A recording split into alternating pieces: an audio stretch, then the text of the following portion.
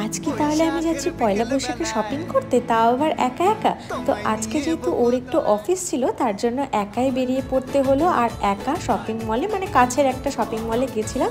আর এখানে দেখো কি সুন্দরভাবে আমার দিকে তাকিয়েছিল ছোট্ট ডগিটা। আর মলে এসে প্রথমেই আমি ঢুকে পড়লাম জুডিওতে, কারণ জুডিওর কালেকশনগুলো আমার বড্ড বেশি ভালো লাগে, তোমাদেরও আশা করি ভালো লাগে। খুবই সুন্দর সুন্দর কালেকশন থাকে এখানে।